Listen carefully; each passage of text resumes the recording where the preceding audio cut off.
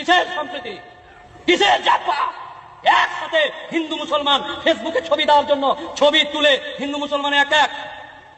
কিসের সম্প্রীতি? সম্প্রীতি রক্ষা করার ঠিকাদার আমার বাপ নেই, আমার দাদু নেই। নমস্কার, আমি শঙ্কু সাত্রা রয়েছে ইন্ডি নিউজ 24 থেকে। তবে দেখুন, দুদিন আগে আমরা একটা আরতি শুনেছিলাম, বিচারকের আরতি। তাকে বাঁচাতে বলছেন এবং সরকার যাতে তার পরিবারকে রক্ষা করে তার জন্য তিনি বলছিলেন। এই যে একটা ভিডিও ভাইরাল হয়েছিল চারদিকে, আর সেই ভিডিওটা এতটা ভাইরাল হয়েছিল যে সত্যি আঁতকে উঠেছিল সারা বাংলা, কেন সারা ভারতবর্ষের মানুষ। এরকম হতে পারে? আর সেই মোথাবাড়ির, মালদার মোথাবাড়ির সেই ঘটনাতে রীতিমতো গ্রেপ্তার হয়েছে কিন্তু মোফাক্কেরুল ইসলাম নামে আইনজীবী।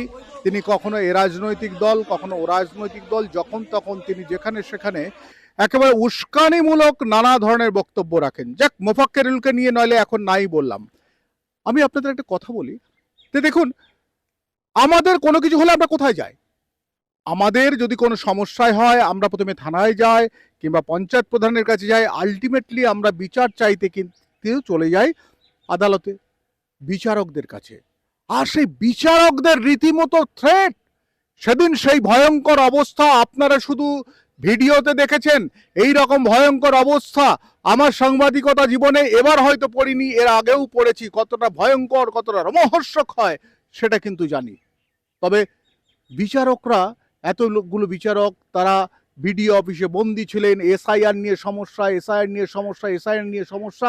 শুধু এসআইআর নিয়েই যদি একটা তদন্ত তৈরি হয় তাহলে বোঝা যাবে এসআইআরে মূল অভিযুক্ত কারা এবং কারা করছেন এটা। তবে বেশ কিছু সংখ্যালঘু শ্রেণীর মানুষের নাম বাদ গেছে, বিভিন্ন টেকনিক্যাল কারণে বাদ গেছে। শুধু যে একেবারে বাদ চলে গেছে তা নয়, তাদের জন্য কিন্তু এখনো ফর্ম 6 থেকে আরম্ভ করে এখনো পর্যন্ত কিন্তু ট্রাইব্যুনালে তাদের বিচার চলছে। তবে যারা করলেন, এই মোফাক্কেরুল কেন করতে গেলেন এটা দেখেছেন? সুজাপুরে যখন সে গাড়ির ওপর দাঁড়িয়ে এটা করছিল, বিচারকরা যাতে না যেতে পারে সেখানে লোক জমায়েত করছিল। এটা কি ঠিক হয়েছে? এটা কিন্তু আমার তো মনে হয়, কিংবা প্রচুর মানুষের সঙ্গে কথা বলেছি, তারা একটা জিনিসই বলছে, এটা ইমার্জেন্সির মতো একটা ঘটনা।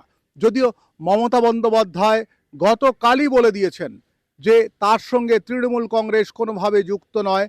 মমতা বন্দ্যোপাধ্যায় বলে দিয়েছেন যে মোফাক্কেরুল তিনি এআইএম এর মিমের সদস্য এবং সেখান থেকে তিনি একবার কন্টেস্ট করেছিলেন নির্বাচনে।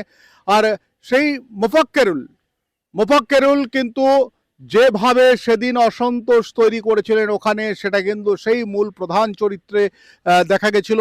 আর সেই মোফাক্কেরুল তিনি যে কাজটা করলেন সেদিন, এবং করার পর তিনি কিন্তু পালিয়ে যাচ্ছিলেন। বাগডোগরা, তো নর্থ বেঙ্গলে বাগডোগরা এয়ারপোর্ট থেকে মোফাক্কেরুলকে সেদিন গ্রেপ্তার করে সিআইডি, এবং তার সঙ্গে রয়েছেন বাগানি বলে একজন। সেও পর্যন্ত কিন্তু বিভিন্ন জায়গায় দেখা যেত উস্কানিমূলক সে সাংবাদিকতা, মানে পোর্টালের সাংবাদিকতা তিনি করতেন। তবে সব কিছুতে একটা জিনিস পরিষ্কার বোঝা গেছে, মানুষকে খেপিয়ে তোলাটা কাজ ছিল এদের। কিন্তু সব থেকে বড় কথা, এর আগেও মানুষকে খেপিয়ে তুলেছে অনেকে, খেপে গেছে, অনেক কিছু হয়েছে, কিন্তু এবার কেন বারবার ধরে একটা প্রশ্ন, বিচারকদের এইভাবে ঘিরে ফেলা হলো, বিচারকরা কেন চিৎকার করলো? তাহলে কি আমাদের দেশের আইন ব্যবস্থা ভেঙে পড়েছে? কেন ডিএম থেকে আরম্ভ করে, কেন চিফ জাস্টিস থেকে আরম্ভ করে অনেককে সেদিন ফোনে পাওয়া যায়নি? কেনই বা সেদিন ডিএম, এসপি অনেক দেরিতে পৌঁছেছিলেন ওখানে? কারণ এটা কি আগে থেকেই জানা ছিল যে এই রকম একটা ভয়ঙ্কর ঘটনা ঘটে যাক? আর সেই ভয়ঙ্কর ঘটনা ঘটে গেলে রীতিমতো সন্ত্রস্ত হয়ে পড়বে সবাই।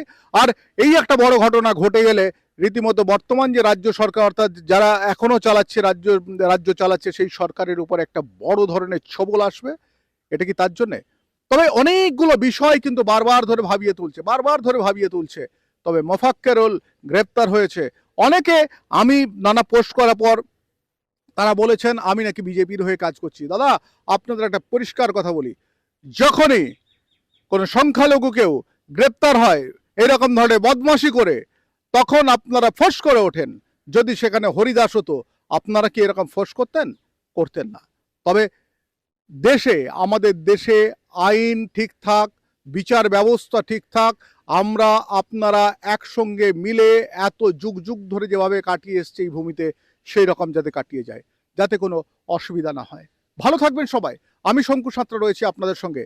ইন্ডি নিউজ 24 দেখতে থাকুন।